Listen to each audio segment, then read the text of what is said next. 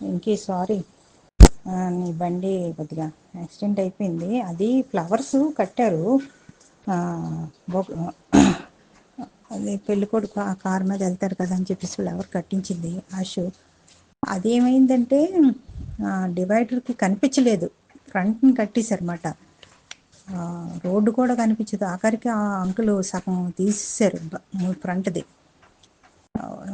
అదేమైందంటే లెఫ్ట్ది కనిపించక అది ఇదైందన్నమాట. కొద్దిగా వెంటనే బ్రేక్ వేశారు. So sorry. తర్వాతలా అంకులు నీ గురించి మాట్లాడమన్నారు. వెంకీ గురించి మాట్లాడని అన్నారు. అంటే వెంకీ గురించి మాట్లాడాలంటే ముందు అశు గురించి అశుని అడగాల. వెంకీ రెడీగా ఉన్నారు చెప్పారు, మీరు అందరూ మాట్లాడుకొని ఏదో చెప్పండి అని చెప్పేసి చెప్పారు. మరి అశ్విని మన ఇద్దరం ఉన్నప్పుడే మాట్లాడాలని చెప్పేసి చెప్పనమాట. అది అశ్విని ఇప్పుడు ఇక్కడే ఉన్నది.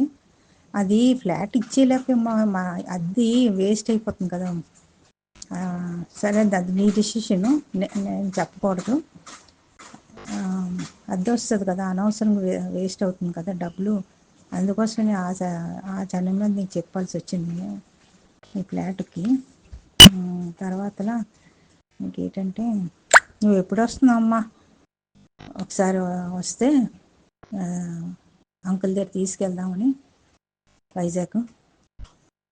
నేను మళ్ళీ ఈ మధ్యలోనే మళ్ళీ వైజాగ్ వెళ్ళాలా అని చెప్పి అంకుల్ అన్నారు. ఇక్కడ 15 రోజులు, అక్కడ 15 రోజులు ఉండు, ఎందుకంటే అశు ఒకరిది అయిపోతుంది, అక్కడ నేను ఒకరిని అయిపోతున్నా అని అన్నారు. అంకుల్ కూడా వస్తున్నారు, వచ్చి ఉండి మళ్ళీ వెళ్తారంట.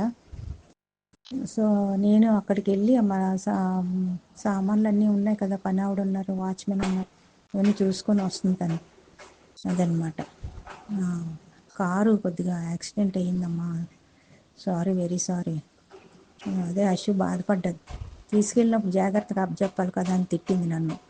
అలా కదమ్మా, నువ్వు పువ్వులు కట్టించావు కదా, అది కనిపించలేదు డాడీకి, అది ఆఖరికి చాలా జాగ్రత్తగా తీసుకెళ్లారు, కారుని డ్రైవ్ చేశారు అని చెప్పేసి చెప్పనమాట. అది వేరేగా అనుకోక. ఇంకా నువ్వు హైదరాబాద్ ఎప్పుడు వస్తున్నానన్న చెప్తే దాన్ని బట్టి మనం వెళ్దాం. అది ఉంటానే.